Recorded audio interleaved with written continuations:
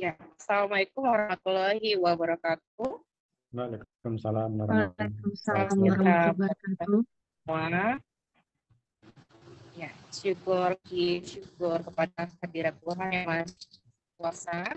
Mohon izin Bapak Ibu, ini saya menggunakan dua device karena ada kendala di laptop saya untuk share screen. Jadi mohon izin untuk Bapak Ibu peserta semuanya diharapkan untuk memberikan maksimal kurang lebih hanya 7 menit untuk PowerPoint dan juga diskusinya. Jadi silakan Bapak Ibu untuk menyalakan kamera dulu untuk saya screenshot sebagai bukti kehadiran Bapak Ibu dalam ruangan 13 ini. Mohon izin kepada Ibu Rati, kepada Ibu Ani, mohon izin Ibu Rahma, dan lain Bapak Aris.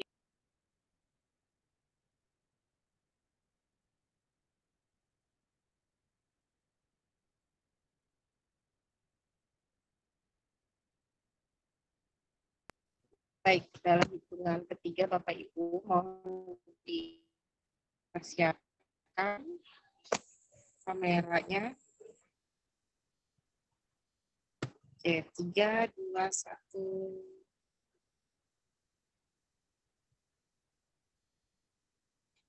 Sekali lagi Bapak Ibu, karena ada yang baru join. 1, 2, 3. Iya, baik. Terima kasih banyak. Untuk urutan pertama, akan dipresentasikan oleh Ibu. Waktu dan kesempatan dipersilakan. Ya, baik. Terima kasih Bu Cornelia atas waktu dan kesempatannya. Dan juga saya ucapkan terima kasih pada teman-teman rekan-rekan yang ada di room 13 ini. Izin sebelumnya saya menggantikan Bu Lisdawati. Jadi ini adalah penelitian beliau. Berhubung beliau sedang lagi mengajar ada tatap muka hari ini, jadi saya menggantikannya. Kebetulan sebenarnya penelitian saya ada di room 10, jadi habis ini saya langsung mau mempresentasikan penelitian saya yang benerannya. Ya izin ya Bapak Ibu ya. Oke baik, Bismillahirrahmanirrahim. Saya izin Silakan. share screen. Oke, apakah sudah terlihat tampilannya? Sudah, Bu. Sudah, terima kasih baik Pak. Ya, oke. Bismillahirrahmanirrahim. Untuk slide show-nya.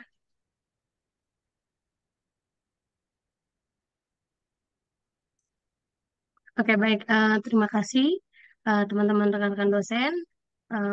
Izin saya untuk mempresentasikan penelitian dari Bu Lisda dan juga teman-teman dan teman-teman anggotanya berjudul dengan pengaruh rasio lancar dan rasio utang terhadap nilai perusahaan pada PT Mayora Indah Tbk.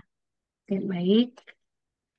Untuk abstraknya sendiri dari hasil penelitian beliau ini, penelitian ini bertujuan untuk mengetahui pengaruh rasio lancar yang diprosesikan oleh CR dan rasio utang yang diprosesikan oleh DER terhadap nilai perusahaan yang diprosesikan oleh variabel VBV, baik secara parsial atau simultan. Metode yang digunakan dalam penelitian ini adalah metode kuantitatif dengan mengambil data laporan keuangan dari PT Mayora Indah Tbk. Analisis data menggunakan analisis statistik deskriptif, uji asumsi klasik, analisis regresi linear berganda, uji hipotesis, dan juga uji koefisien korelasi dan koefisien determinasi. Hasil penelitian ini menyatakan variabel DER berpengaruh secara signifikan terhadap variabel VBV, begitupun secara simultan variabel CR dan DER berpengaruh signifikan terhadap variabel VBV pada PT Mayora Indah Tbk. Ini adalah ringkasan penelitian beliau.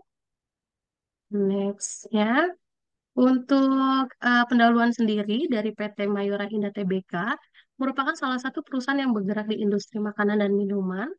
Perusahaan mencatatkan pendapatan sebesar 24,47 triliun sepanjang tahun lalu, sehingga turun 2,2% dari posisi Desember 2019 sebesar 25,03 triliun. Mayora di bisnis konsumer dengan berbagai macam-macam barang, mulai dari minuman ringan, biskuit, hingga bubur dan sereal. Penjualan tahun lalu berkurang sebesar 549,7 M. miliar jika dibandingkan dengan tahun 2019.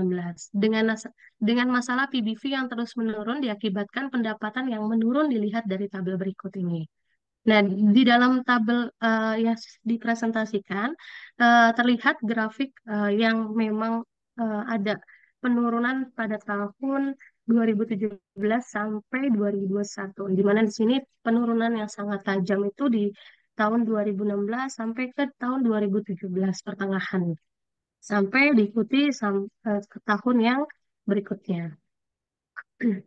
Nah, untuk variabel indikator sendiri, di mana current ratio itu adalah aktiva lancar dibagi hutang lancar dikali 100%. Sebagaimana perusahaan Mayora ini bisa membayar kewajiban atau hutang lancarnya dengan aktiva lancar yang ia punya.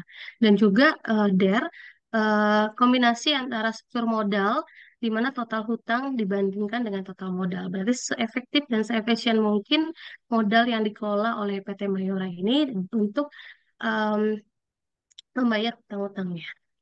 Kemudian untuk PBV sendiri di sini itu adalah di mana harga saham dibagi nilai buku saham biasa. Next.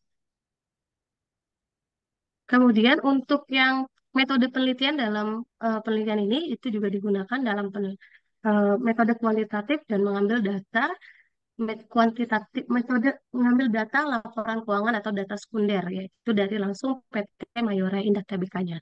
Nah, analis data ini tadi sudah dijelaskan di abstrak, analisis statistik deskriptif, uji asumsi klasik, analisis regresi linear berganda, uji hipotesis, dan juga uji koefisien korelasi dan koefisien determinasi.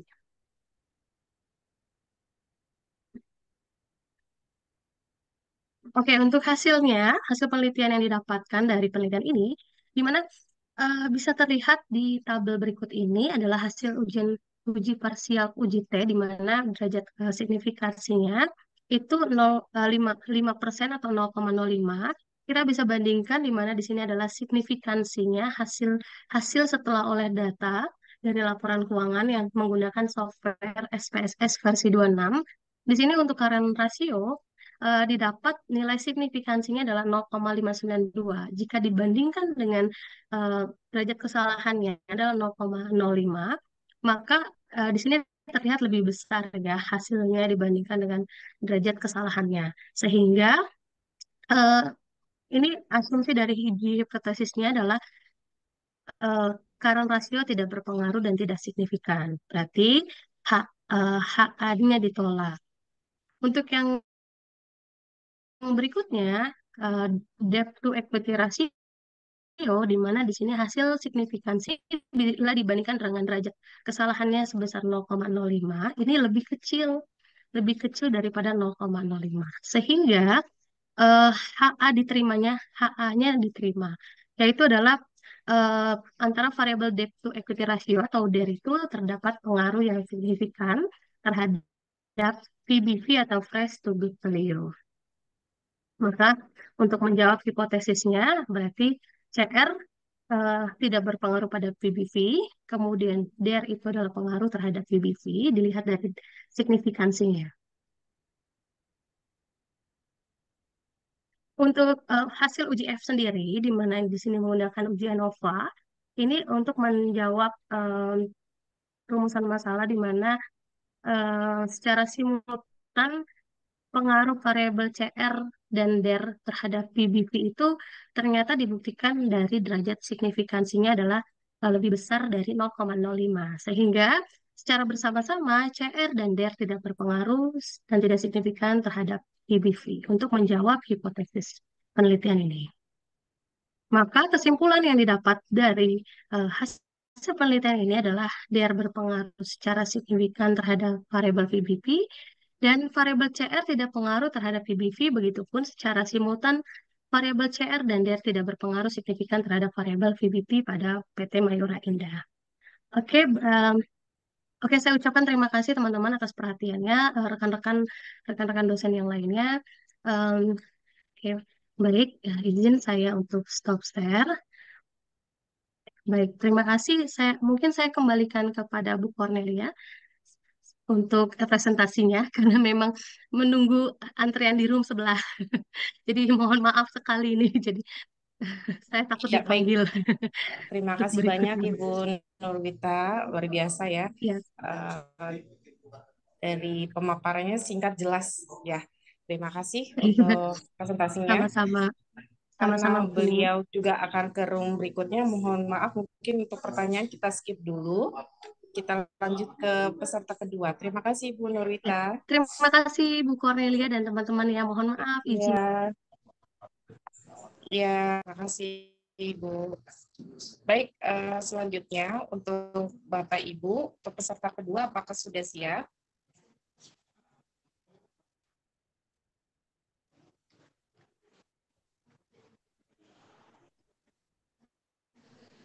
Bu Boleh bisa Cornelia, di-share ya? sepertinya Ibu Oh, Panca belum ya. siapa?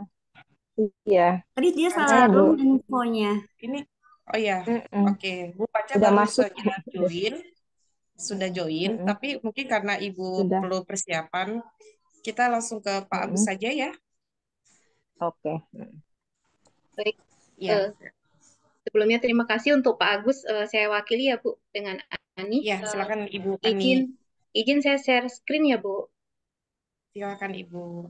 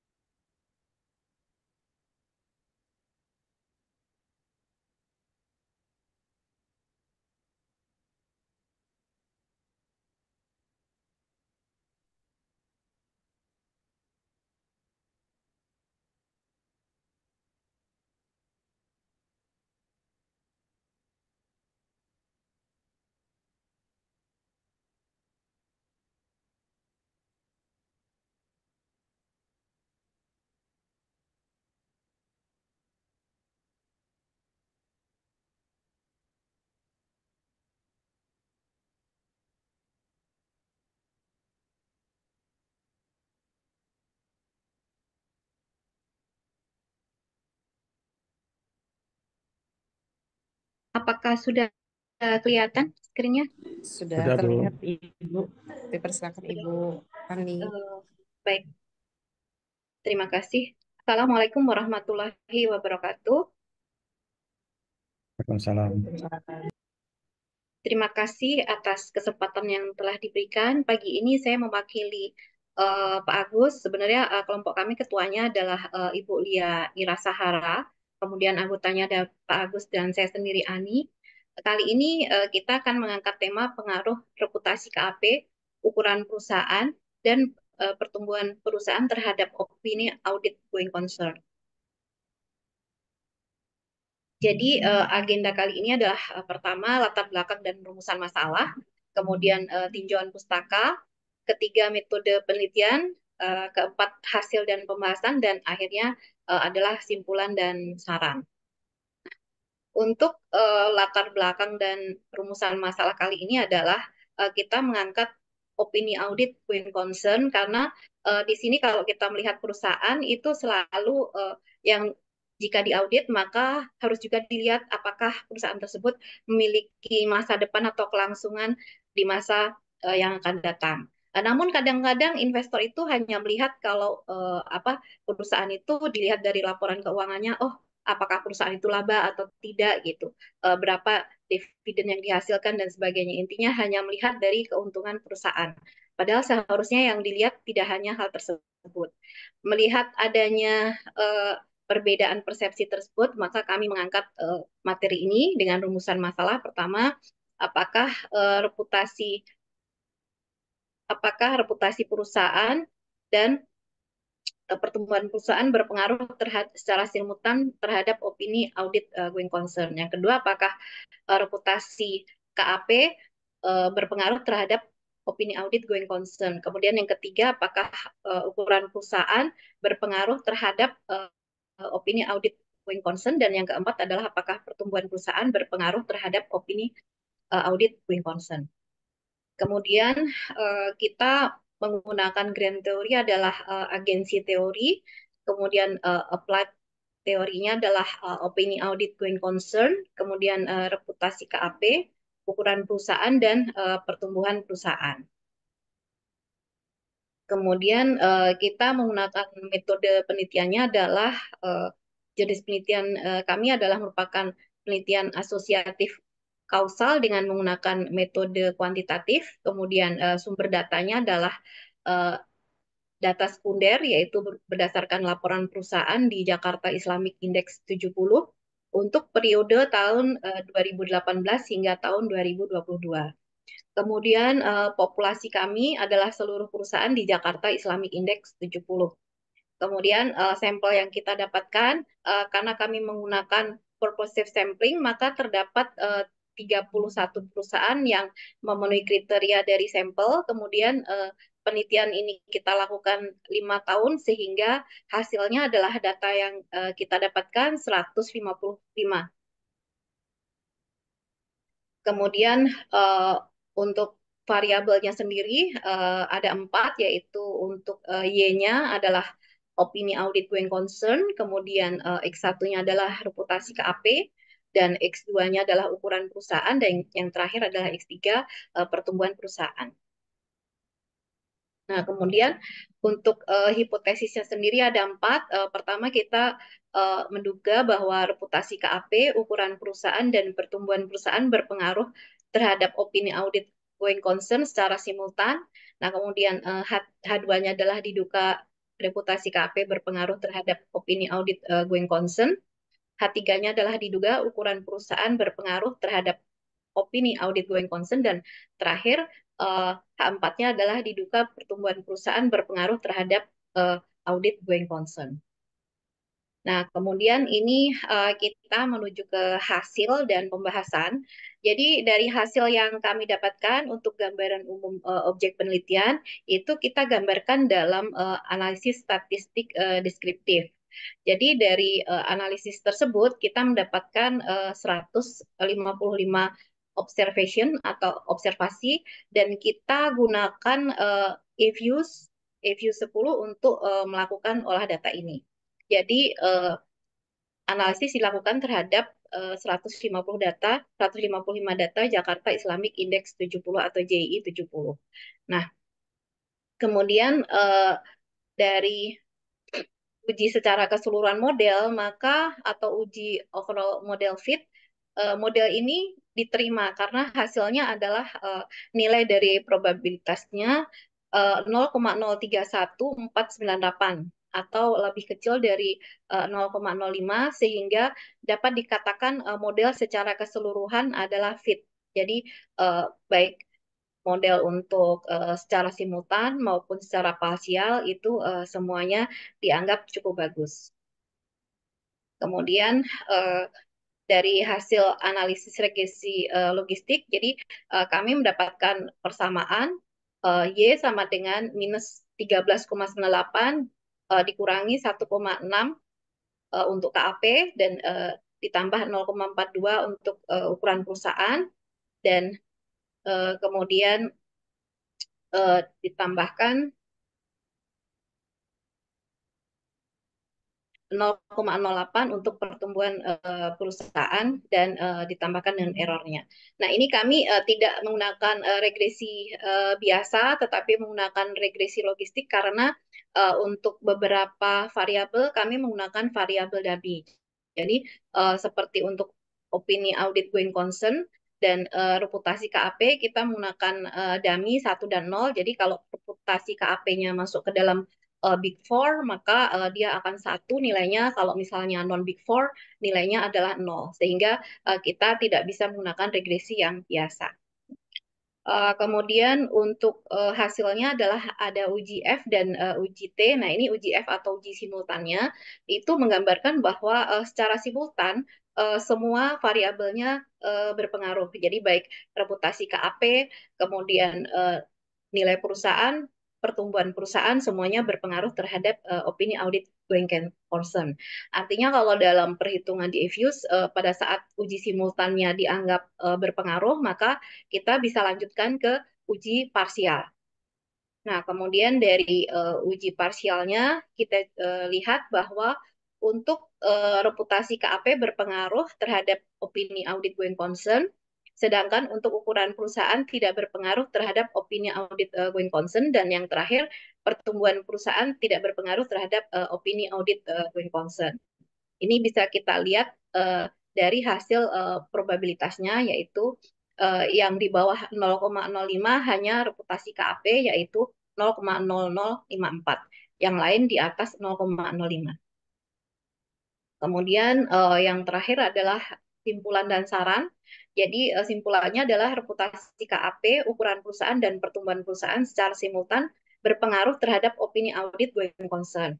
Kemudian reputasi KAP berpengaruh terhadap opini audit going concern, sedangkan ukuran perusahaan dan pertumbuhan perusahaan tidak berpengaruh terhadap opini audit going concern. Kemudian kita juga ada saran bahwa nanti diperlukan penelitian-penelitian berikutnya mengenai opini audit going concern, namun mungkin objeknya bisa diganti dengan objek yang lain, misalnya untuk perusahaan keuangan atau financial institution, perbankan, dan sebagainya. Kemudian dilihat juga untuk lokasinya, dan juga mungkin tahunnya juga berbeda. Atau mungkin bahkan metodenya bisa menggunakan mixed method, tidak hanya menggunakan kuantitatif. Baik, terima kasih. Ini yang dapat kami sampaikan. Kemudian saya akan kembalikan kepada Ibu Cordelia kembali. Terima kasih. Assalamualaikum. Iya, terima kasih banyak Bu Ani Kusumawningsih untuk pemaparan hasil penelitiannya yang luar biasa. Baik, mohon izin Bapak Ibu, apakah ada yang mau ditanyakan berkaitan hasil penelitian beliau? Ya. Baik, kalau tidak ada, kita lanjutkan kepada peserta berikutnya yang nomor 3. Terima kasih banyak Ibu Ani, saya selalu Ibu. Sama-sama. Iya, terima kasih Ibu. Baik, peserta ketiga, apakah sudah siap? Kita tadi loncat ke dari Ibu Panca, berarti Ibu Jenny ya. Sekarang Ibu Jenny Afriani. Boleh Saya share dulu screen? atau Bu Panca? Kendala beliau belum bisa share. Ini dia sudah selesai ya. Saya bilang saya di grup. Terserah, nggak apa-apa saya dulu ya. Iya, silakan Ibu Jenny. Kita coba saya screen dulu.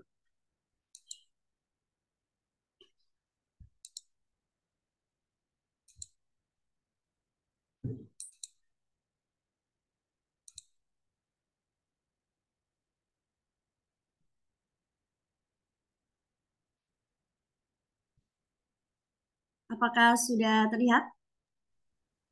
Ya. Sudah Ibu, silakan. Baik, saya mulai ya.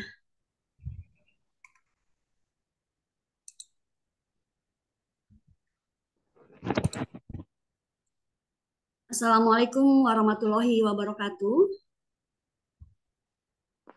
Selamat Waalaikumsalam. Waalaikumsalam. pagi, menjelang siang Bapak Ibu semuanya. Terima kasih kepada Ibu Cornelia yang sudah memandu untuk di room 13 ini. Baik, saya akan menyampaikan untuk hasil penelitian, di mana penelitian ini saya bersama dengan ketuanya, Bapak Dr. Yayan Sudaryana MM, yang hari ini kebetulan berhalangan.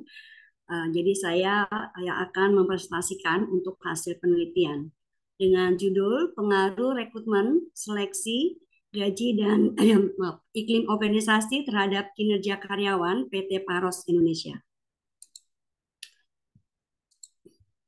Berdasarkan latar belakang bahwa kita ketahui PT Paros ini bergerak di bidang farmasi, ya, di mana sudah lama untuk menjadi perusahaan di Indonesia, terbukti dengan menerima sertifikasi GMP, menegaskan bahwa PT Paros ini memang sudah diakui untuk keberadaannya sebagai perusahaan farmasi. Dan berdasarkan hasil observasi pada perusahaan PT Paros Indonesia, di mana terdapat beberapa permasalahan terkait proses rekrutmen atau penerimaan karyawan, dan di mana perusahaan juga belum melakukan seleksi dengan baik, dan masalah-masalah tersebut ya tentunya berdampak terhadap kinerja karyawan sendiri dan juga terkait dengan di mana tidak kesesuaian antara latar belakang pendidikan ini akan berdampak pada hasil kerja, pelayanan yang berkualitas dan ketepatan waktu untuk mencapai tujuan perusahaan. Dan perusahaan juga perlu memperhatikan faktor pemberian gaji sebagai salah satu motif bahwa karyawan bekerja dan salah satu bagian dari iklim dalam suatu organisasi. Dan berdasarkan hasil survei, di mana kami melakukan survei kepada 20 orang karyawan sebagai latar belakang ya mengapa kami mengambil judul ini. Di mana dari hasil survei itu terlihat di survei kinerja karyawan, yaitu variabel Y, baik itu menyangkut indikator kuantitas kerja, kualitas kerja, kerjasama, tanggung jawab, dan inisiatif dalam bekerja, memang ada beberapa poin yang sudah mendekati mencapai target, tapi dari kualitas kerja dan kerjasama atau teamwork, ya, itu skornya masih 70, walaupun menunjukkan indikator baik, tapi masih belum mencapai target. Dan terkait dengan rekrutmen, ya di mana rekrutmen ini dilakukan oleh PT Paros ini berdasarkan dasar rekrutmen, sumber rekrutmen dan metode rekrutmen. Ya untuk dasar rekrutmen itu berdasarkan kebutuhan adanya posisi atau lowongan jabatan yang ada di PT Paros, dan sumber rekrutmen ini terkait dengan informasi melalui iklan atau surat kabar ya baik secara online maupun offline, dan juga metode perekrutan yang dilakukan ya terdapat bahwa masih beberapa yang belum mencapai target yaitu di sumber rekrutmen dan metodenya. Dan mengenai variabel berikutnya yaitu seleksi terkait dengan pendidikan, pengalaman, kesehatan, tes tertulis dan wawancara, terlihat bahwa di indikator pengalaman di sini masih terbilang ya bahwa beberapa karyawan yang diterima itu ya masih ada yang basicnya belum pengalaman, dan juga dilakukannya secara tes tertulis ya, di mana tes tertulis itu untuk menguji kemampuan dari para peserta. Dan terkait dengan gaji, ya, nah gaji yang di sini adalah lebih ke untuk karyawan, ya seperti housekeeping dan juga untuk office bound yang lainnya. Di sini masih ada motivasi terutama ya dalam bekerja itu dengan gaji yang diberikan.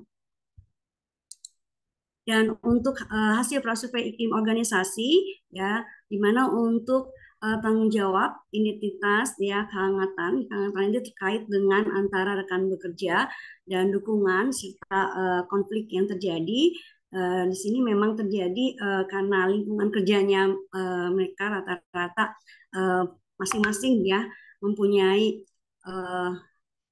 istilahnya kompetensi yang harus mereka miliki, dan juga terkait dengan bidang-bidang sesuai yang mereka kemampuan yang tadi dari pengalaman bekerja dan lain-lainnya. Di sini memang terlihat untuk iklim organisasinya masih kurang baik, di mana terutama di kehangatan atau iklim kerja antara rekan kerja itu ya kepeduliannya itu masih kurang.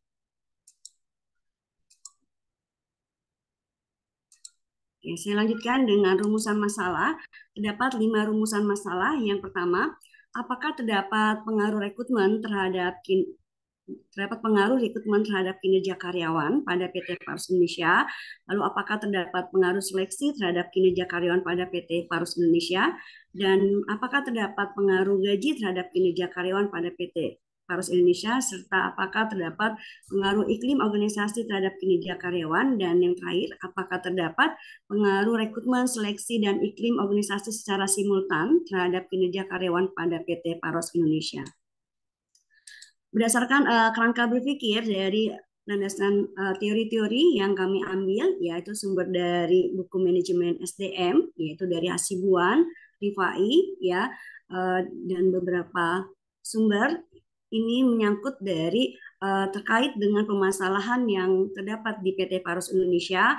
Kami melakukan dengan pendekatan-pendekatan teori yang sesuai dengan permasalahan yang ada. Untuk metode yang kami lakukan menggunakan deskriptif kuantitatif, ya populasinya adalah sejumlah 139 karyawan, di mana PT Paros ini berada di Jalan Limo, Kebayoran Lama. Dengan sampel, kita menggunakan sampel jenuh, di mana semua populasi itu kita jadikan sampel sebanyak 139 responden dengan menggunakan uji analisis data, uji validitas, uji reliabilitas, uji asumsi klasik, analisis regresi, koefisien korelasi, koefisien determinasi, dan uji hipotesis.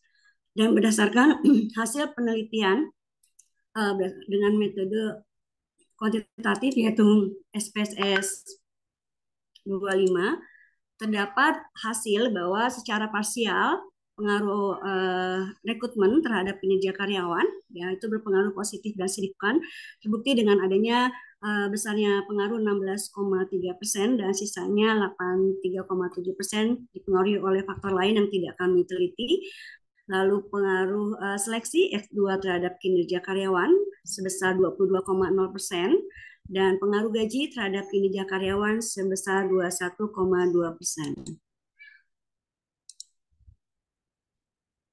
Berikutnya, pengaruh X4, iklim organisasi terhadap kinerja karyawan sebesar 16,6%, dan secara simultan pengaruh rekrutmen, seleksi, gaji, dan iklim organisasi terhadap kinerja karyawan. Di sini diperoleh hasilnya secara bersama-sama, ya, sebesar 31,1%. Untuk kesimpulan tadi sesuai dengan hasil penelitian, ya berarti dari X1 yaitu rekrutmen, X2 seleksi, dan X3 gaji, serta X4 iklim organisasi, terdapat pengaruh positif signifikan terhadap kinerja karyawan PT Paros Indonesia, begitupun dengan hasil penelitian secara simultan, ya di mana X1, X2, E3, dan 4 ini berpengaruh positif, ya signifikan terhadap kinerja karyawan PT Paros Indonesia. Dan saran dari hasil penelitian ini berdasarkan dari jawaban dari responden yang terkait dengan jawaban yang terkecil, di mana untuk X1 metode perekrutan seharusnya dilakukan dengan teliti, lebih efektif dan efisien agar dapat memperoleh karyawan yang berkualitas. Dan terkait dengan X2, proses seleksi karyawan seharusnya sudah sesuaikan dengan pendidikan yang dibutuhkan oleh perusahaan. Dan juga terkait dengan X3, yaitu gaji, perusahaan hendaknya dapat menyesuaikan gaji kepada karyawan agar dapat mencukupi kebutuhan. Dan X4, yaitu iklim organisasi, perusahaan seharusnya memberikan tugas yang jelas untuk memudahkan karyawan bekerja dan tidak tertekan dalam bekerja. Dan terkait dengan variabel Y, di mana seharusnya karyawan itu mempunyai inisiatif untuk dapat menyelesaikan pekerjaannya. Demikian hasil dari penelitian yang bisa kami paparkan. Terima kasih. Assalamualaikum warahmatullahi wabarakatuh. Waalaikumsalam warahmatullahi wabarakatuh. Baik, terima kasih banyak kepada Bapak Ibu Jenny. Untuk Bapak Ibu sekalian, apakah ada pertanyaan berkaitan yang sudah disampaikan oleh Ibu Jenny? Silakan. Ya, karena mengingat waktu kita juga singkat, untuk peserta berikutnya adalah Ibu Panca. Apakah Ibu sudah siap? Mau dibantu ya, Bu?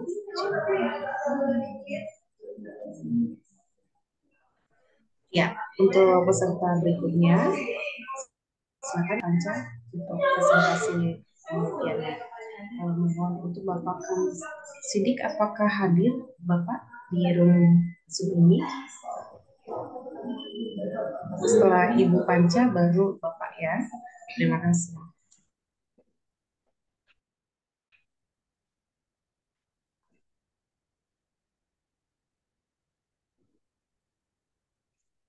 Assalamualaikum warahmatullahi wabarakatuh. Terima kasih kepada Allah yang Maha Kuasa yang telah memberi nikmatnya kita bisa bertemu dalam rangka diseminasi penelitian.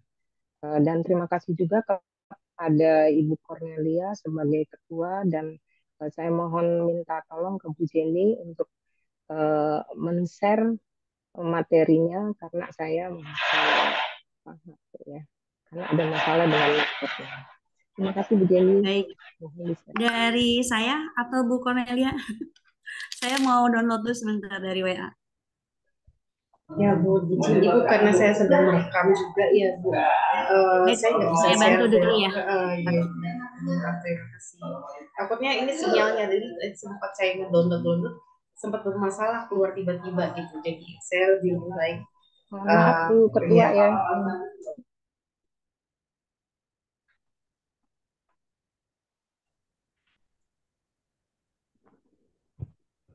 Sambil menunggu di download, apakah Bapak Sidik sudah hadir ya? Ya.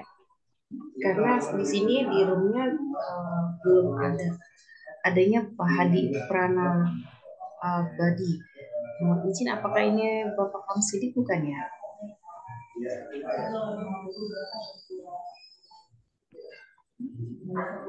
Baik, setelah Ibu Panca Galuh mempresentasikan, nanti selanjutnya Bapak Sidik ya. Terima kasih.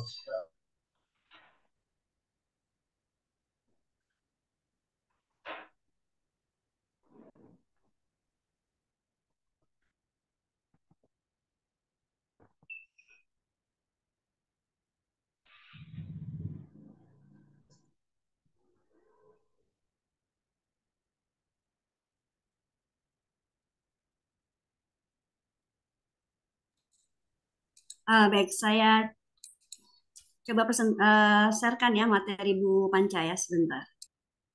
Ya.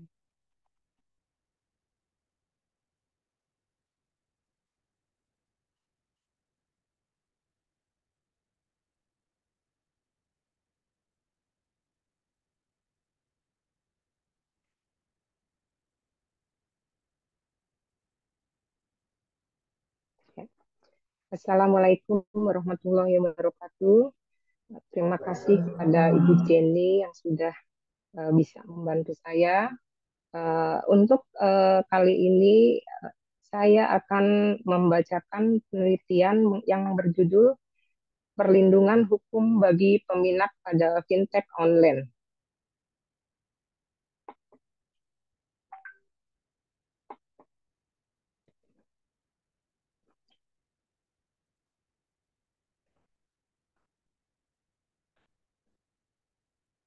Abstrak penelitian ini adalah untuk mengevaluasi legalisasi perjanjian pinjaman online, serta potensi penyelesaian hukum dikaitkan dengan Undang-Undang Perlindungan Konsumen Peraturan OJK Nomor 77 Tahun 2016.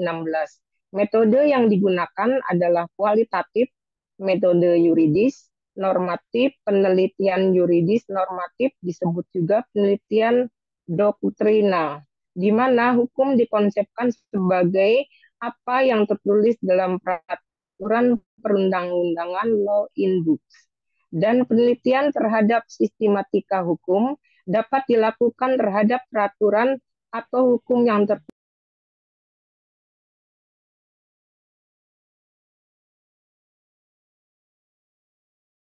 berbasis fintech terhadap peraturan yang mengatur terhadap penyelenggaraan kegiatan ini. Pelaku usaha dan penyelenggara fintech dalam P2PL wajib memperhatikan dan melaksanakan ketentuan-ketentuan pada peraturan OJK nomor 77/POJK titik 07/2016 tentang layanan pinjam-peminjam uang berbasis teknologi informasi dan peraturan Menteri Nomor 20 Tahun 2016 tentang perlindungan data pribadi dalam sistem elektronika pasal 2 ayat 2 penyelenggaraan pinjaman online sebagai pelaku usaha menyelenggarakan usahanya berbasis sistem elektronika diberikan kewajiban untuk menjaga kerahasiaan data konsumen sejak diperoleh sampai dengan data tersebut dimusnahkan.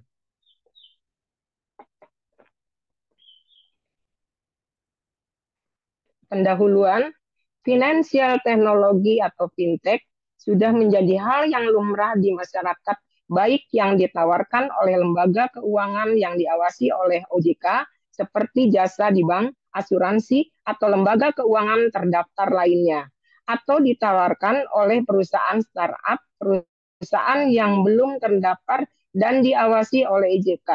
Fintech semakin diterima masyarakat karena mampu memberikan beragam layanan yang relatif menarik, mudah digunakan, dan nyaman digunakan konsumen.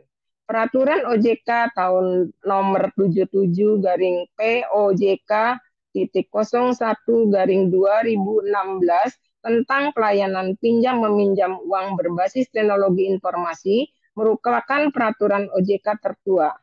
Peer-to-peer lending atau dikenal juga dengan layanan pinjam meminjam uang berbasis teknologi informasi diatur dalam POJK. Layanan ini merupakan sebuah tonggak sejarah karena banyak masyarakat Indonesia yang kompeten secara teknologi namun belum memiliki akses terhadap layanan perbankan.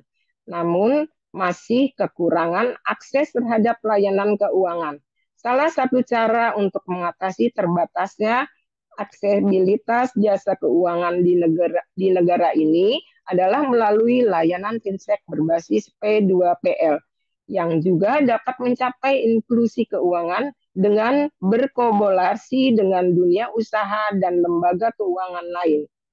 Hak-hak pengguna layanan pinjaman online tidak sepenuhnya tercantum dalam peraturan Otoritas Jasa Keuangan nomor 77 POJK titik 01 garing 2016 yang mengatur tentang layanan peminjaman uang berbasis teknologi informasi. Penggunaan aplikasi pinjaman online menyebabkan sejumlah masalah baik dalam peminjaman online maupun peminjaman uang. Tujuan penelitian ini adalah untuk mengevaluasi legalitas perjanjian pinjaman online serta potensi penyelesaian hukum dikaitkan dengan Undang-Undang Perlindungan Konsumen Peraturan OJK nomor 77 tahun 2016.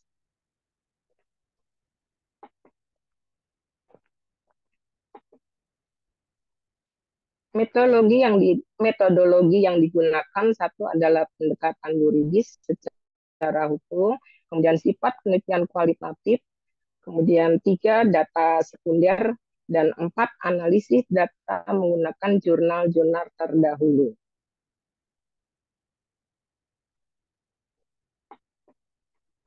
Hasil penelitian. Perlindungan hukum terhadap pengguna aplikasi pada layanan pinjaman uang berbasis fintech, terdapat peraturan yang mengatur terhadap penyelenggaraan kegiatan ini.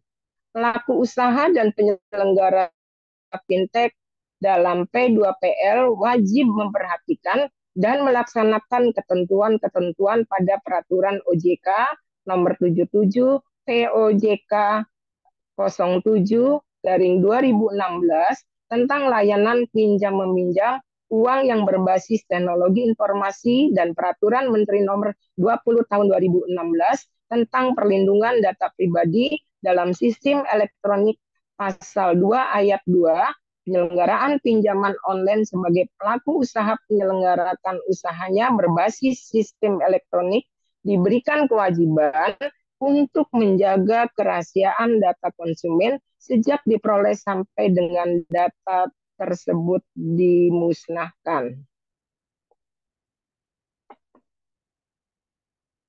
Hasil penelitian. Kesimpulan.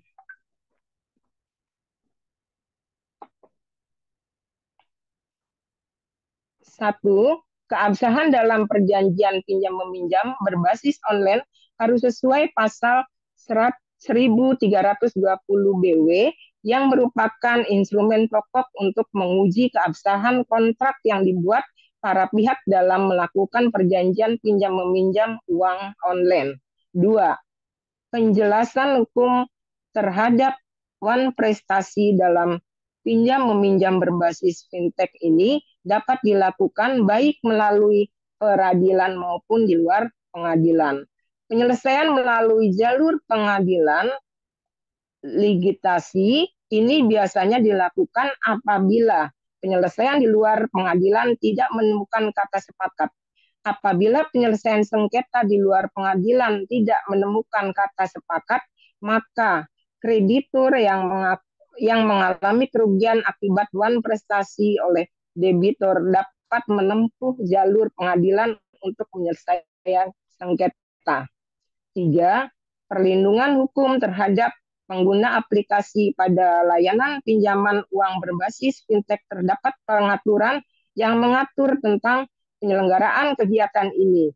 Pelaku usaha dan penyelenggara fintech dalam P2PL wajib memperhatikan dan melaksanakan ketentuan-ketentuan pada peraturan OJK nomor 77 garing POJK.07/2016 tentang layanan pinjam meminjam uang berbasis teknologi informasi dan peraturan Menteri nomor 20 tahun 2016 tentang perlindungan data pribadi dalam sistem elektronika pasal 2 ayat 2.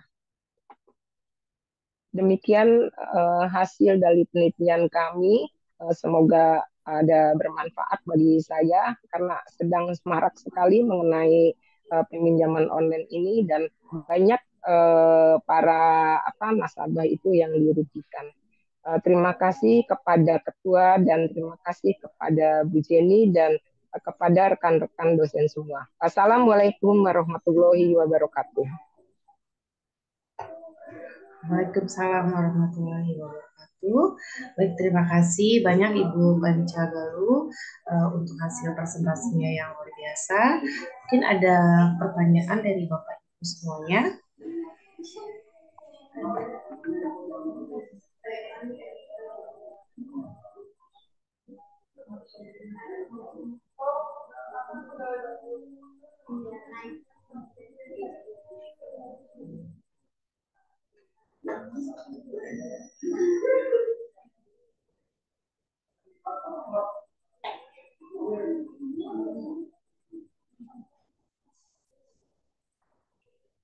Iya, jika tidak ada bisa langsung ke Pak Hamsidit.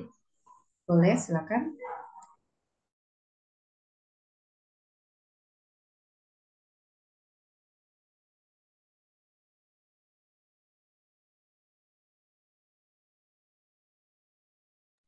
Ya, sepertinya beliau belum hadir ya.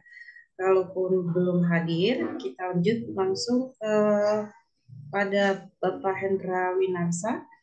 Ya, silakan.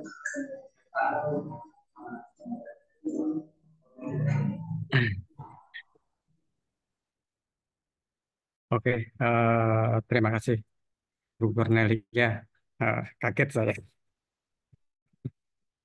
Ya, selamat siang pada Bu Cornelia, Bu Jenny dan teman-teman semua. Siang ini saya akan mewakili Pak Reza Octavian karena berhalangan ada tugas kantor. Ya, langsung saja saya presentasi.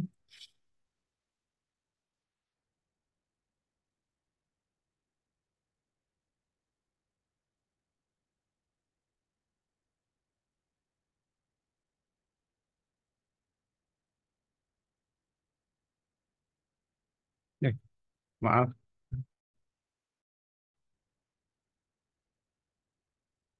Keliru.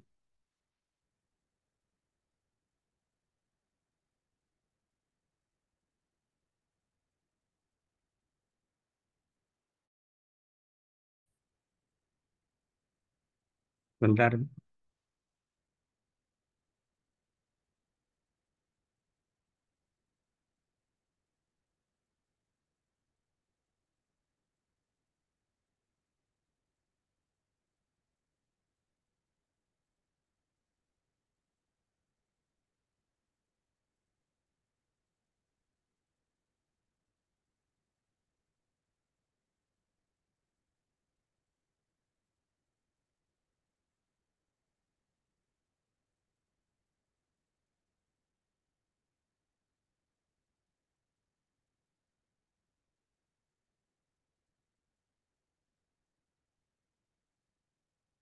Ya, halo, apakah ini sudah terlihat?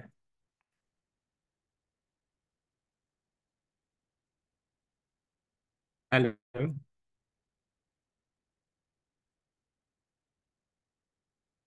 Eh, Diklik Pak, sepertinya yang PPT-nya.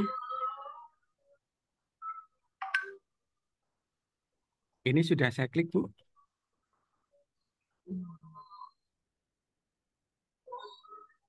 PPT-nya ya? Yang pengaruh current ratio itu PPT ya. Iya.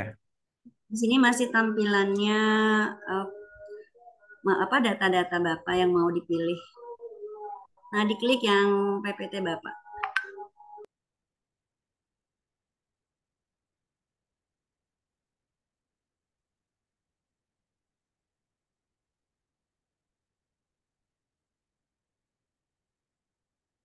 Ya, ini sudah? Ya, sudah Pak. Oke.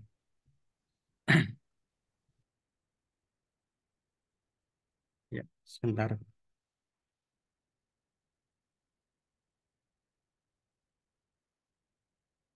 Ya, eh, se- selamat siang. Assalamualaikum warahmatullahi wabarakatuh.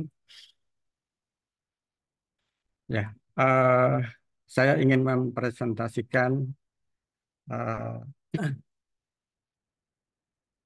diseminasi ini dengan judul pengaruh current ratio dan debt to asset ratio terhadap net profit margin pada PT Kimia Farma Tbk periode 2003, tahun 2013 sampai 2022. Jadi dengan Ketua Pak Reza Oktavian, Ibu kemudian anggotanya Bu Dian Mardiati dan saya sendiri Hendra Winarsa. Ya, eh, latar belakang kenapa kita mengambil eh, Kimia Farma sebagai eh, judul perusahaan ini karena di industri farmasi obat-obatan itu persaingannya cukup ketat baik dari BUMN maupun swasta. Swasta tadi sudah diwakili oleh PT Paros. Nah, kali ini eh, kita dari BUMN yaitu PT Kimia Farma yang kebetulan adalah salah satu perusahaan yang eh, tertua di eh, Indonesia. Nah, kemudian eh, kita eh, mengambil judul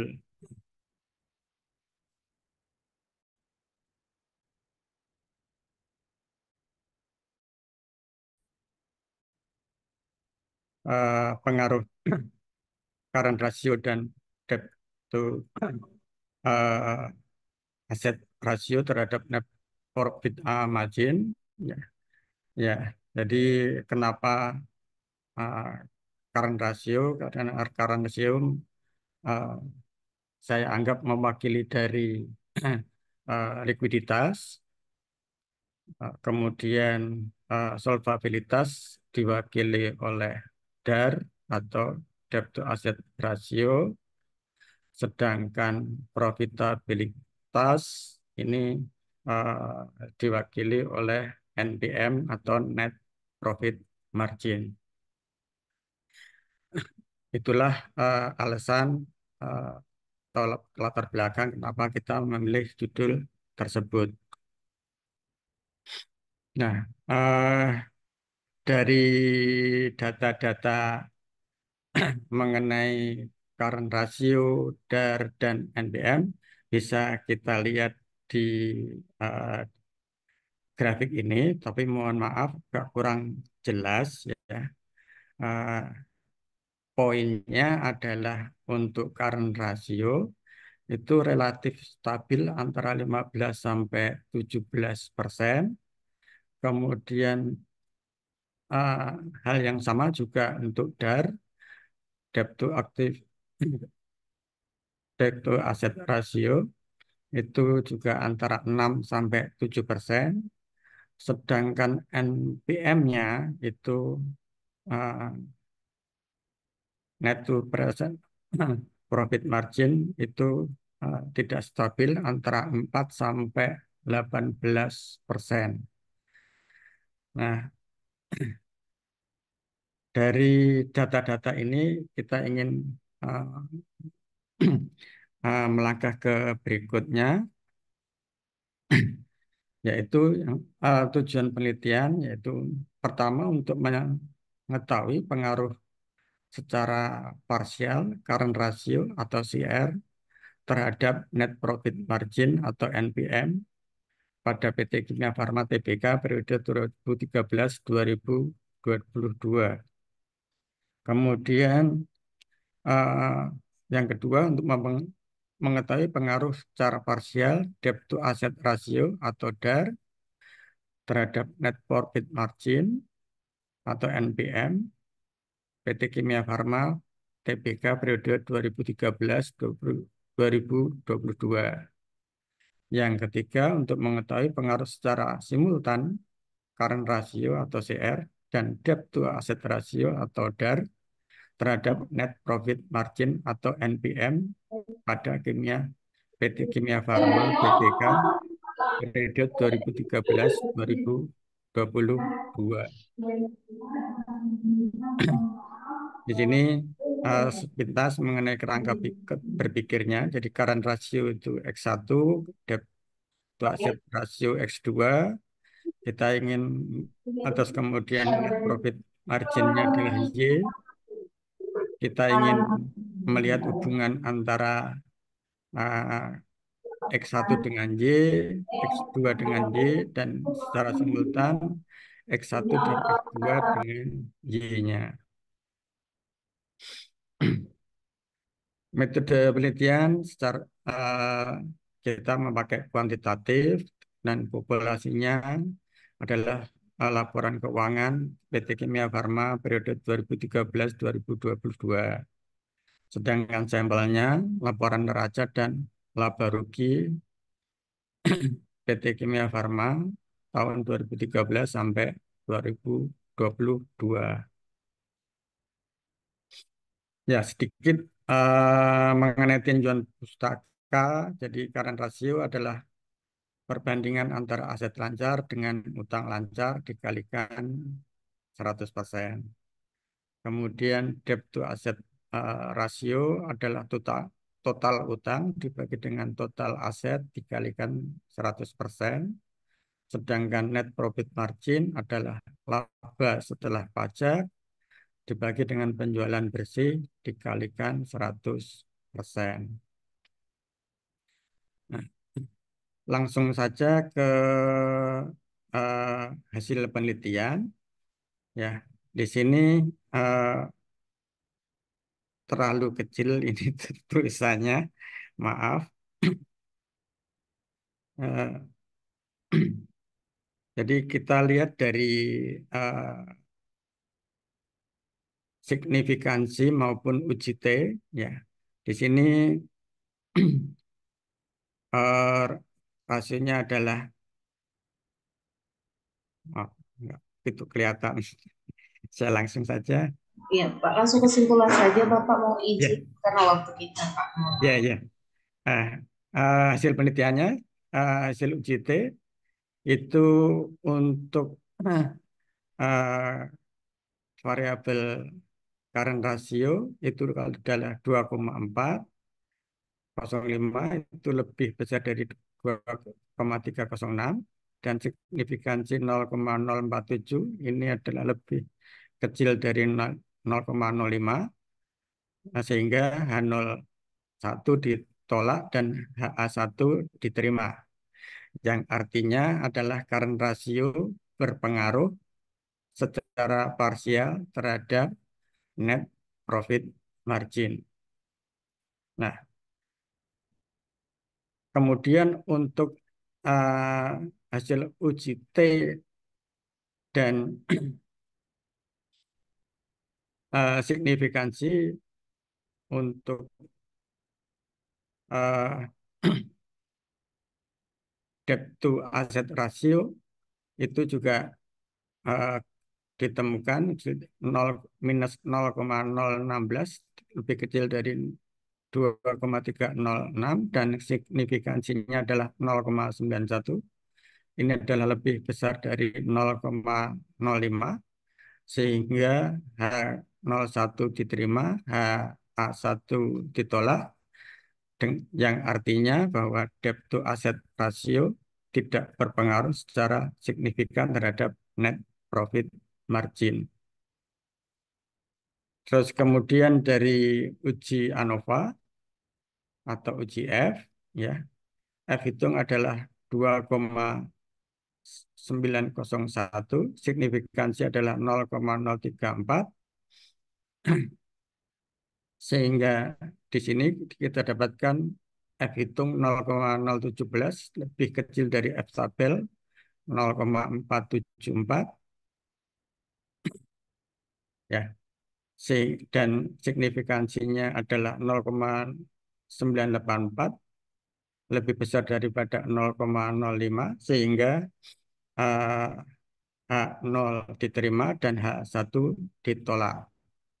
Artinya ya tidak terdapat pengaruh current ratio dan debt to asset ratio terhadap net profit margin.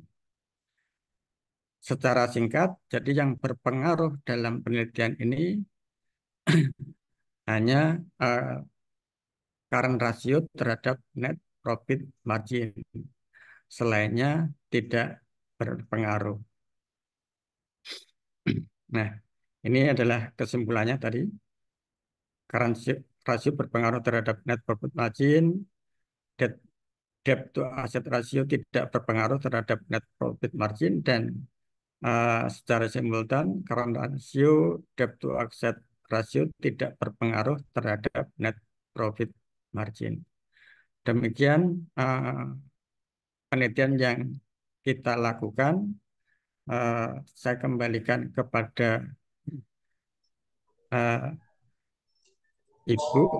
Ya, baik. Terima kasih Bapak yang sudah mempresentasikan. Terima kasih kepada Bapak Hendra Pinarsa serta rekannya Bapak Eza. Oke, adakah pertanyaan Bapak Ibu? Mungkin mohon izin karena waktu kita juga sudah jam 12 lewat. Ya Bapak Ibu, kita maksimal 5 menit saja. Ada hal-hal mungkin yang bisa dilewatkan dalam PowerPoint, boleh ya Bapak Ibu. Karena teman-teman panitia juga sudah banyak yang sudah kumpul di room utama lagi. Jadi mohon dipersingkat lagi hasil presentasi Bapak Ibu. Oke. Baik, terima kasih untuk selanjutnya. Mohon di stop screen ya Pak. Ya, terima kasih Pak. Ya. Terima kasih. Selanjutnya oleh Bapak Ahmad Maulana yang diwakili oleh Ibu Ratih Andalusi. Ya. Baik, selamat siang Ibu Cornelia.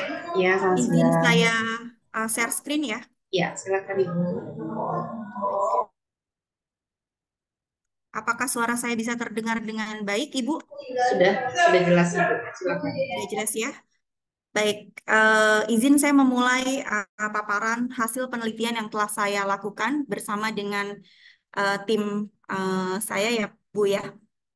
Baik, Assalamualaikum warahmatullahi wabarakatuh.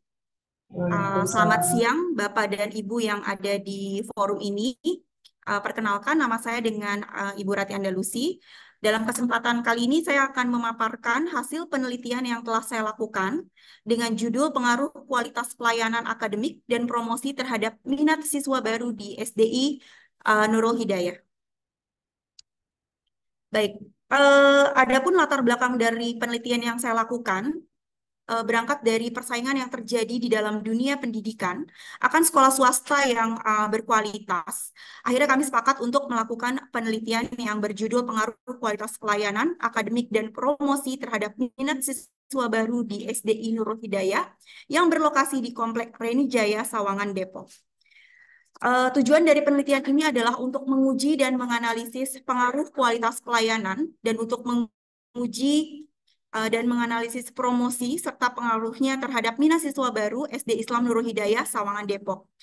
permasalahan yang dinilai berimplikasi pada minat siswa baru SD Islam Nurul Hidayah, diantaranya pada kualitas pelayanan dari aspek fasilitas yang belum memadai, sertifikasi guru yang belum merata, mekanisme pembayaran yang masih terlihat manual, serta promosi yang masih belum maksimal. Baik, tinjauan pustaka, saya ambil dari beberapa pendapat ahli. Yang pertama adalah Arianto, kualitas pelayanan diartikan sebagai pemenuhan kebutuhan dan persyaratan, serta pada ketepatan waktu untuk memenuhi harapan pelanggan. Lalu promosi, merupakan alat yang digunakan untuk memaklumkan, membujuk, menggunakan secara langsung baik tidak langsung terhadap produk dan jasa yang mereka jual. Minat beli merupakan perilaku yang muncul sebagai respon terhadap objek yang menunjukkan keinginan konsumen untuk melakukan pembelian. Dalam penelitian ini, minat beli diwujudkan dalam minat siswa baru yang mendaftar ke sekolah SD Islam Nurul Hidayah. Penelitian dilakukan di lokasinya adalah Sekolah Dasar Islam Nurul Hidayah yang ada di Komplek Perumahan Reni Jaya Sawangan Depok kurang lebih selama 4-6 bulan. Metode yang kami gunakan adalah metode kuantitatif dengan kuesioner sebagai instrumen pengumpulan data. Lalu waktu penelitian September hingga Maret 2024. Populasinya sebanyak total 171, tapi kita ambil menggunakan sampel random sampling, kita ambil hanya sebanyak 120 responden.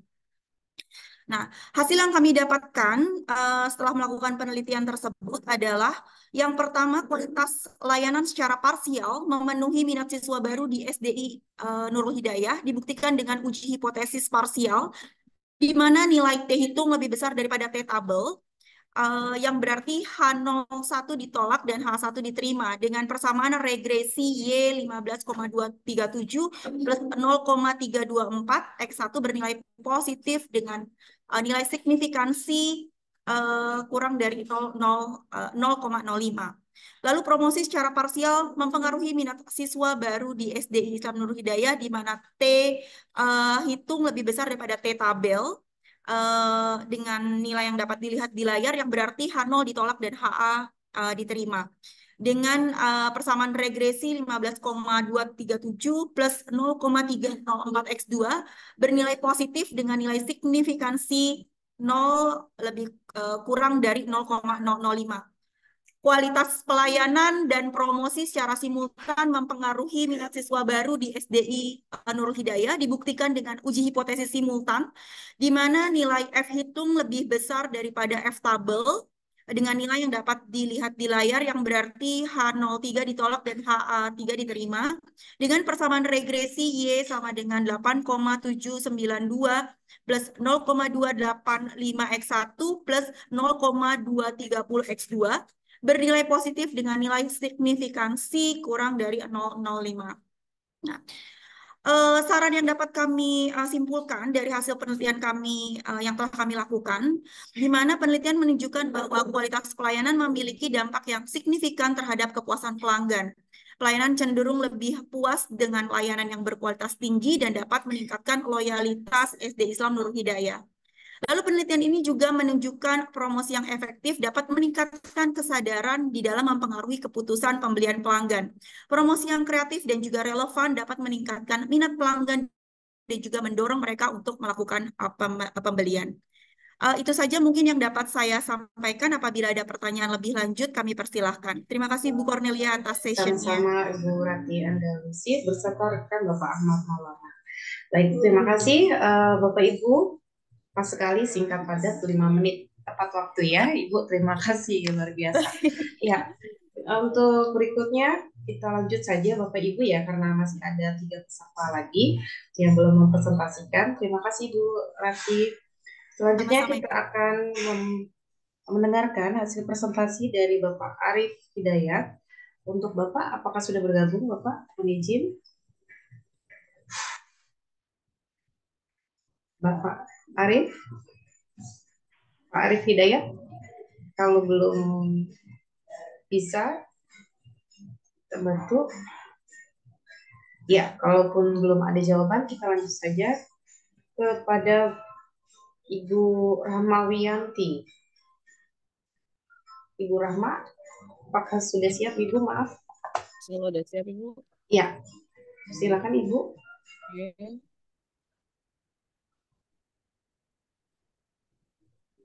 Ya, setelah Ibu Rahma nanti akan ada Ibu Nelly. Ya, terima kasih.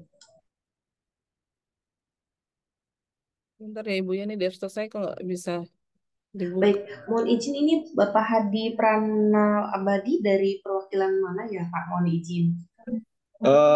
Saya satu Albin Edi Budiar. Gimana?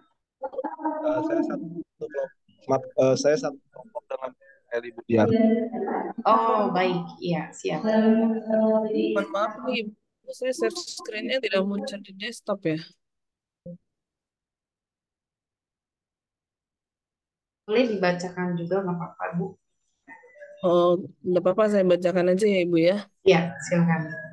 Baik, terima kasih. Assalamualaikum warahmatullahi wabarakatuh, Bapak Ibu semua, selamat siang. Siap.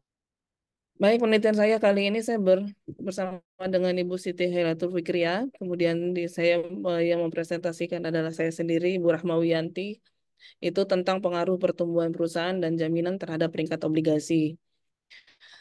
Dasarnya kita melakukan penelitian ini adalah karena kita mengetahui begitu pesatnya perusahaan yang sudah go public, yang kemudian difasilitasi oleh pasar modal untuk memperoleh pendanaan, di mana pasar modal menyediakan berbagai instrumen untuk memperoleh pendanaan itu. Di antaranya itu adalah obligasi dan saham itu. Kalau saham sendiri itu ada sebagai tanda kepemilikan dan obligasi itu sebagai surat hutang, di mana obligasi itu sebagai di mana tuh apa namanya investor itu sebagai pemberi dananya dan si penerbit itu sebagai peminjam dari dananya itu. Kemudian obligasi itu sebelum dipublish ke pasar itu pada biasanya dilakukan adanya peringkat ya Kasnik untuk memberi peringkat terhadap masing-masing obligasi. Jadi obligasi itu dalam peringkatannya itu ada beberapa pertimbangan dalam melakukan peringkatan, diantaranya itu adanya pertumbuhan perusahaan itu, kedua adanya jaminan terhadap obligasi tersebut. Yang menjadi problemnya adalah walaupun beberapa perusahaan-perusahaan yang sudah listing di bursa yang kemudian mereka mengeluarkan obligasi, tetap saja masih ada yang melakukan risiko gagal bayar gitu. Gagal bayar itu dilakukan oleh salah satu contohnya itu adalah Tiga Pilar Sejahtera Food itu dengan kode emitennya itu AISA dari tahun 2013 sampai tahun 2018 itu mereka melakukan gagal bayar terhadap pembayaran bunganya terhadap obligasi. Sehingga yang awalnya itu peringkat obligasi itu ya CCC, itu peringkat CCC itu adalah 2 terbawah dari peringkat obligasi dari 8 level. Jadi ada 8 level peringkatan, CCC adalah 2 terbawah dan yang tahun 2018 dari peringkat CCC menjadi peringkat di peringkat D. Peringkat itu berarti dia tingkat paling terbawah, yang artinya si emiten itu merupakan sekuritas yang macet atau emitennya sudah berhenti berusaha walaupun perusahaan sudah listing. Oleh karena itu kita ingin atas dasar permasalahan itu kita mencoba untuk melakukan penelitian apakah pertimbangan tadi tentang pertumbuhan perusahaan dan jaminan terhadap suatu obligasi itu mempengaruhi terhadap peringkat obligasi secara simultan.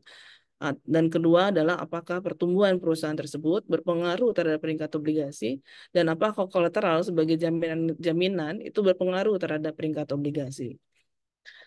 Kemudian saya singkat saja dasar dari teori yang mendasari penelitian ini adalah teori signaling karena kita ingin tahu apakah dengan adanya pertumbuhan obligasi dan adanya jaminan obligasi atau akan memberikan sinyal positif atau memberikan sinyal negatif terhadap peringkat obligasi tersebut gitu. Dan kemudian sayangnya saya nggak bisa melihatkan cara pengukurannya. Ada beberapa cara pengukuran itu kalau peringkat obligasi dari tingkat AAA sampai tingkat D itu ada nilainya.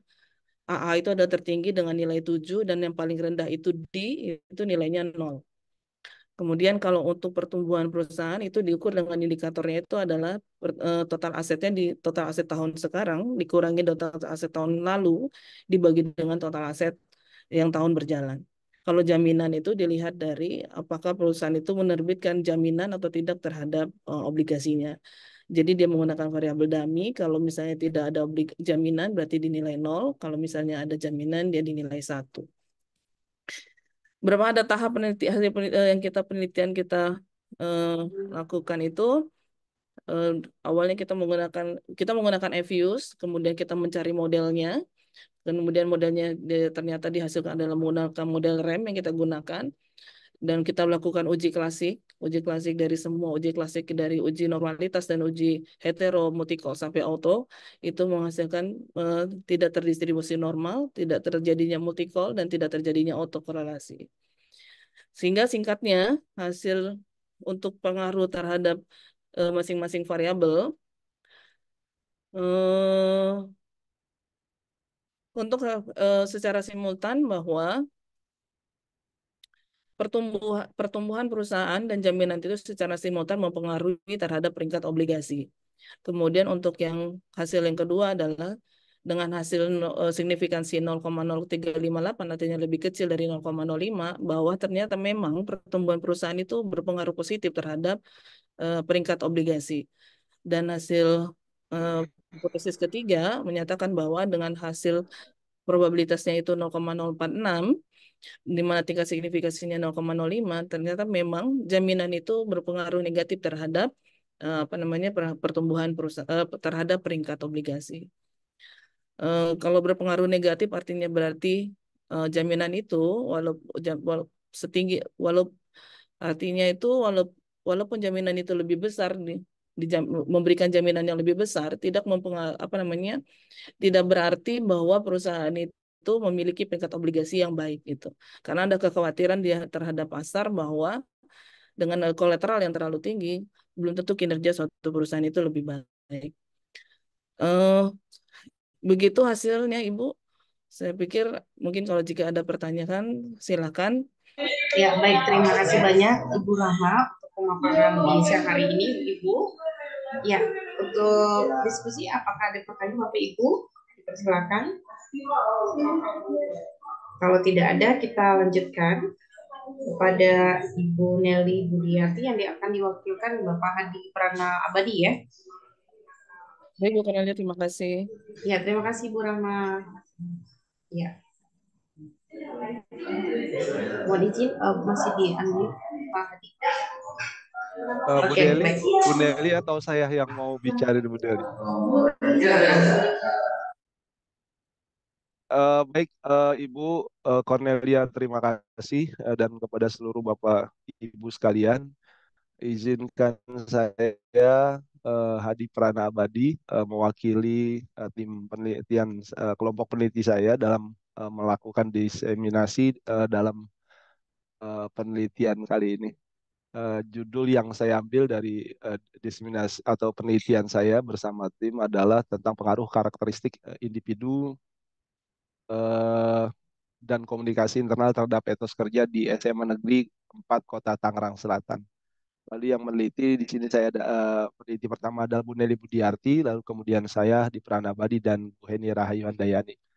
Latar belakang yang mengaruhi saya melakukan penelitian ini adalah untuk yang pertama adalah guru harus memiliki standar kualitas pribadi tertentu yang mencakup tanggung jawab, wibawa, mandiri, dan disiplin. Yang kedua adalah etos kerja guru yang cenderung fluktuatif dengan kondisi atau keadaan sekitarnya, seperti kurang adanya umpan balik yang objektif dari pimpinan, lingkungan kerja yang diwarnai persaingan yang kurang sehat, serta banyaknya beban kerja yang dinilai tidak sesuai dengan alokasi waktu kerja di sekolah. Sehingga saat ini mau tidak mau guru terpaksa menyelesaikan pekerjaan-pekerjaan yang seharusnya diselesaikan di sekolah, tetapi kemudian dikerjakan dan diselesaikan di rumah serta sebagainya. Yang ketiga ada beberapa faktor yang mempengaruhi etos kerja adalah karakteristik individu dan komunikasi internal. Nah, karakteristik individu ini merupakan tabiat, kebiasaan atau ciri seorang yang bisa mempengaruhi sifat-sifat individu baik dalam dunia kerja ataupun kehidupan sehari-hari. Sedangkan komunikasi internal adalah komunikasi yang terjadi dalam lingkungan lembaga. Komunikasi ini bisa terjadi antara pegawai dengan pegawai, pegawai dengan pimpinan, dan pimpinan dengan pimpinan. Lalu kemudian rumusan masalahnya adalah apakah karakteristik individu dan komunikasi internal secara simultan berpengaruh positif terhadap etos kerja guru. Yang kedua adalah apakah karakteristik individu berpengaruh positif terhadap etos kerja guru. Yang ketiga, apakah komunikasi internal berpengaruh positif terhadap etos kerja guru? Tujuan penelitian ini adalah untuk mengetahui pengaruh karakteristik individu dan komunikasi internal etos kerja guru. Yang kedua, untuk mengetahui pengaruh karakteristik individu terhadap etos kerja guru. Dan yang ketiga, untuk mengetahui komunikasi internal terhadap etos kerja guru. Nah, ini adalah landasan teorinya Bapak Ibu sekalian tentang etos kerja. Itu adalah seperangkat perilaku positif yang berakar pada keyakinan fundamental yang disertai komitmen total pada paradigma kerja yang tergal. Lalu kemudian karakteristik individu menurut Gibson adalah kemampuan dan kecakapan latar belakang dan demografi, sedangkan komunikasi internal adalah komunikasi yang terjadi di dalam lingkungan lembaga. Nah, lalu kemudian metodologi penelitian yang digunakan kali ini adalah jenis penelitian bersifat kuantitatif atau penelitian secara kuantitatif dengan metode survei. Yang kedua, populasi dan sampel penelitian. Populasinya adalah seluruh guru SMA 4 Kota Tangerang Selatan yang berjumlah 60 orang. Nah, metode penelitian sampelnya pada penelitian ini menggunakan sampel jenuh karena populasi kurang dari 100 orang, maka populasi langsung dijadikan sebagai sampel penelitian. Teknik analisis datanya adalah dengan korelasi dan regresi linear berganda. Lalu kemudian hasil penelitiannya Bapak Ibu sekalian dapat diketahui bahwa kemudian karakteristik individual dan komunikasi internal secara simultan F hitung yaitu sama dengan 84,20 dan F tabelnya 5% ya sama dengan 3,14 dan nilai signifikansinya kurang dari 0,05, maka persamaan regresi linear berganda signifikan. Artinya karakteristik individu dan komunikasi internal. Kemudian yang kedua, karakteristik individu berpengaruh positif terhadap etos kerja. Nah, berdasarkan hasil nilai parsialnya 0,858 dengan nilai signifikansi 0,00 artinya kurang dari 0,05, maka karakteristik individu berpengaruh positif terhadap etos kerja. Lalu juga demikian yang ketiga, yaitu komunikasi internal berpengaruh positif terhadap etos kerja dengan nilai parsialnya adalah 0,548. Maka dari sana kemudian dapat disimpulkan Bapak Ibu sekalian bahwa karakteristik individu dan komunikasi internal secara simultan berpengaruh positif terhadap etos kerja. Yang kedua, karakteristik individu berpengaruh positif terhadap etos kerja. Yang ketiga, komunikasi yang internal berpengaruh positif terhadap etos kerja. Maka ini menjadi penelitian yang kami lakukan ini menjadi saran bahwa yang pertama jaga lingkungan kerja tetap kondusif dengan menjalin interaksi dan komunikasi yang harmonis dan selaras antara guru dengan guru, guru dengan kepala sekolah dan juga barangkali guru dengan lingkungan masyarakat terutama orang tua. Yang kedua membangun efikasi diri ya di berbagai kondisi dengan berlandaskan pada etika kerja sehingga tugas dan tanggung jawab dapat diselesaikan dengan baik. Yang ketiga, menerapkan etika kerja baik dengan guru, kepala sekolah, staf sekolah, siswa, dan wali siswa dengan berlandaskan pada etika profesi guru. Demikian Ibu sekalian presentasi penelitian yang kami lakukan pada pertemuan ini. Terima kasih. Iya, baik. Apabila ada. Terima kasih Bapak Hadi untuk presentasinya beserta Ibu Nelly. Mohon izin Bapak Ibu jika ada pertanyaan dipersilakan.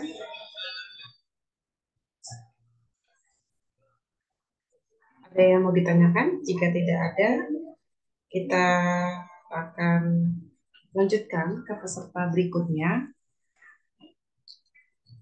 Silakan kepada Bapak Arif Hidayat. Bapak Arif, apakah sudah ada?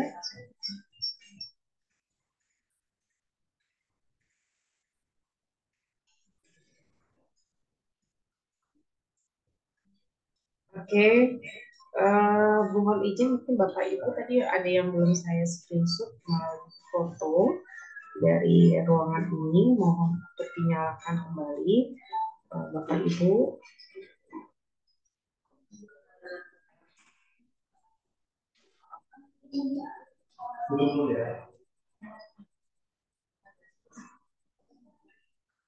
Boleh dinyalakan kameranya. Oke, baik.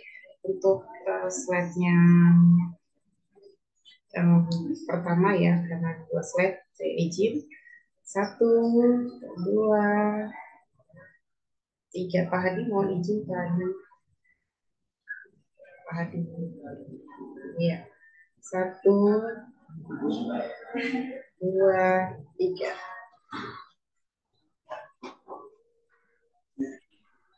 Baik, terima kasih banyak Bapak Ibu yang sudah mempresentasikan. Saya mengucapkan banyak terima kasih dari panitia. Semoga penelitian Bapak Ibu selalu bermanfaat untuk masyarakat dan juga bangsa negara kita, Indonesia. Salam sehat buat Bapak Ibu semuanya dan terima kasih atas partisipasi di diseminasi penelitian teknik manajemen S1. Kami mengucapkan wassalamualaikum warahmatullahi wabarakatuh. Selamat siang. Terima kasih Bapak Ibu. Selamat siang. Terima kasih. Makasih banyak Bu Iya, Kornel. Iya, terima sama-sama kasih Ibu banyak semuanya. semuanya. Terima kasih semuanya. Assalamualaikum. Waalaikumsalam Ibu. Sampai ketemu lagi. Iya Ibu Panca, terima kasih Bu. Sehat-sehat Ibu. Bu Meli juga. Terima kasih Bu Alhamdulillah Ani. sehat juga Ibu. Ya, Bu Hedi. makasih Bu Cornelia. Iya, sama-sama. Sama-sama. Izin deh. Iya, silakan Ibu. Izin lagi. Iya, terima kasih.